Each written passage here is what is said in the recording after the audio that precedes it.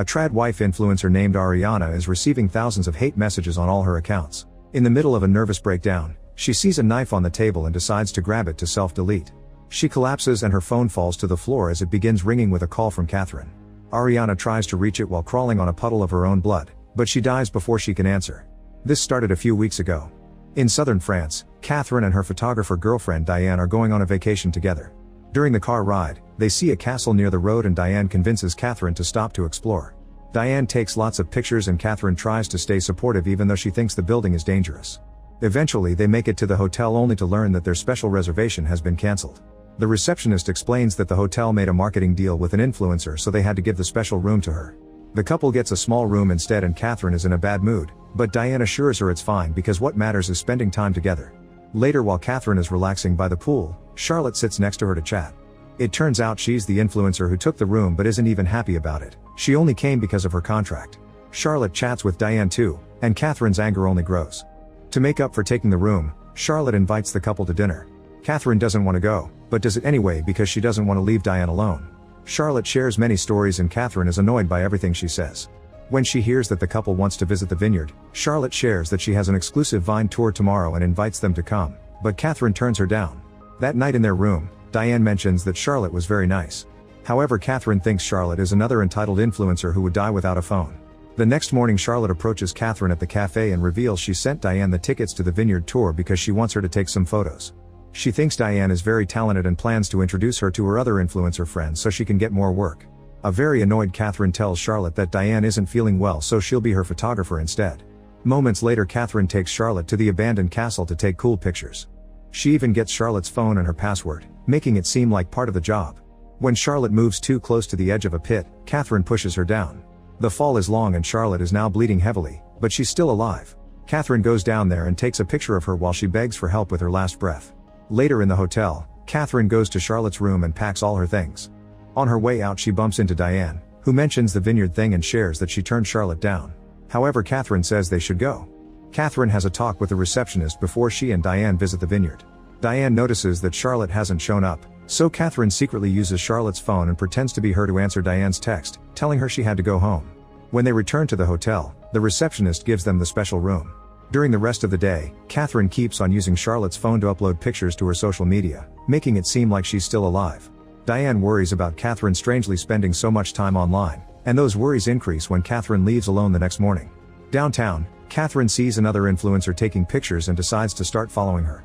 When she's about to get close enough, the woman meets with her boyfriend and Catherine is forced to walk away. Then she goes to the shore to throw Charlotte's phone into the sea. Some days later, Catherine comes home and finds a mess. It turns out Diane has found all of Catherine's fake passports and Charlotte's account on the computer. She's matched the dates on the passports to some news articles and realized that Catherine is a murderer who targets influencers. Diane cries as she considers calling the police, so Catherine tells her she loves her.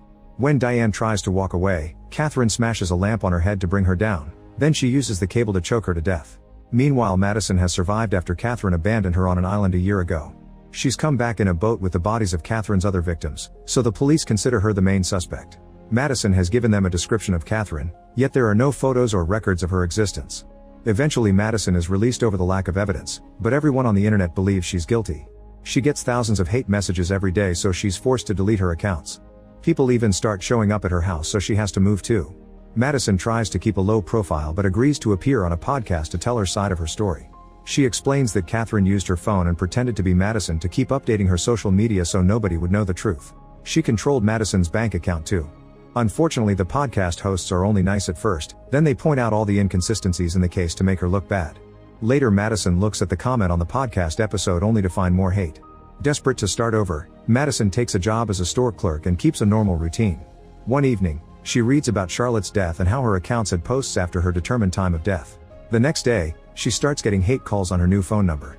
When she goes home, someone rings her bell saying they've brought her pizzas, but she hasn't ordered any. It seems the haters have found her new address too. Desperate for answers, Madison checks Charlotte's account to learn where she was last seen, then she flies to France. She visits all the places on Charlotte's social media to no avail. While taking a break at a cafe, Madison watches a video that Charlotte took at the hotel and sees Catherine in the background. She immediately drives to the hotel and tries asking the receptionist about Catherine, but he refuses to talk about the guests. After finding no clues in the building, Madison checks social media for pictures taken in the hotel. This allows her to find Diane's account, which has another photo of Catherine. Madison calls Diane's home and her parents tell her that Diane has moved to Bali, Indonesia with Catherine. Meanwhile in Bali, masculinist influencer Jacob has another successful stream teaching young men how to be jerks to women while pretending it's good morals. He's happy with the result, but his girlfriend Ariana thinks he isn't trying hard enough. People are getting bored, so he needs something controversial. That night, Jacob goes to a club with his friend Cameron, who is tired of Jacob's macho public attitude when in private Ariana controls him. He asks him to prove his masculinity by hitting on a woman and points at Madison. Jacob tries to chat with Madison but she immediately turns him down.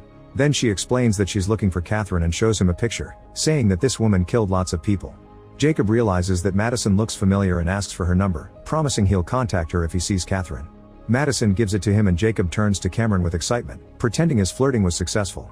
The next day Jacob and Madison are having lunch at a restaurant when Jacob sees Catherine. He immediately follows her and starts recording her while asking her if she's a murderer. Catherine is frozen in shock while Jacob keeps showering her with questions and mentioning that another woman is looking for her. Since she doesn't say anything interesting for a video, Jacob leaves. Afterward Catherine goes home and discusses what happened with an AI that she programmed to sound like Diane. She realizes that Madison is in Bali and searches her name online, but there are no results. Then she finds Jacob's social media and notices he was at a club last night. Among the many people who watched his video, there's a mysterious account with no pictures or followers. Catherine starts following that account's activity to learn the places it's visited. This allows her to find Madison in a very touristic area, but she runs away before she can be seen and return. At home, Catherine watches Jacob's stream about Madison, which also mentions her.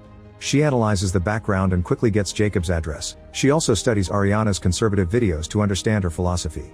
Whenever Diane's parents call, Catherine uses AI to replace her voice and face with Diane so her family thinks she's still alive. Next Catherine makes a social media account pretending to be Madison and befriends Cameron to learn about local events. That night Catherine finds Jacob at Cameron's party and tells him that Madison has been stalking her. Jacob talks to Catherine in private and hears her fake sob story about Madison trying to frame her for the murders. He doesn't know what to do and tells her to call the cops. Refusing to give up, Catherine joins the party and consumes happy powder with everyone. As soon as she has an opening, she talks to Jacob in private again, saying he's the only one who can protect her. When she's about to kiss him, Cameron interrupts them. Catherine rushes to the bedroom and tries to get naughty with Jacob, who turns her down because he has a girlfriend. Instead she asks for his help to catch Madison so they agree to meet later. After Jacob falls asleep on the couch, Catherine steals his keys from his bag and uses a special device to drain his phone battery. Then she sneaks out of the house. Moments later, Catherine is breaking into Jacob's home. She gains access to his computer and installs a remote access program. Then she searches his files for anything incriminating and finds a video of Jacob watching Ariana getting naughty with another man and telling him that he likes it. At that moment Ariana catches Catherine red-handed and threatens to call the police. Catherine pretends she's Jacob's lover, which leaves Ariana in such a shock that Catherine can just walk away. As soon as she gets home, Catherine uses the remote access program to get into Jacob's computer and upload the naughty video to the internet. While waiting, Catherine remembers how she met Diane a year ago. After the incident with Madison on the island, Catherine flew to France and tried to lay low. One day at a cafe, she saw Diane behind the counter. That night she found her social media and loved all her pictures. The next day Catherine asked Diane out and they immediately hit it off. They had lots of fun together and their relationship grew fast. Diane was hurt in the past and asked for a partner who would never lie to her, so Catherine told her she was stranded on an island for a while but not about the murders. The flashback also shows that after killing Diane, Catherine immediately regretted it and had a breakdown. In the present, Catherine makes the Diane AI repeat "I love you" over and over. The next morning Ariana keeps calling Jacob but since his battery is dead his phone won't even ring. Next she calls Cameron, who refuses to pass the phone to Jacob. He tells Ariana that Jacob got a new girl last night who is much better than her. After the call ends, Ariana starts getting thousands of hate comments and she discovers that her naughty video has gone viral. Meanwhile Catherine sneaks back into Cameron's house and pretends she spent the whole night there.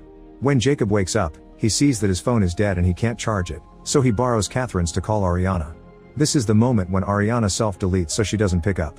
In the kitchen, Cameron has found the naughty video too.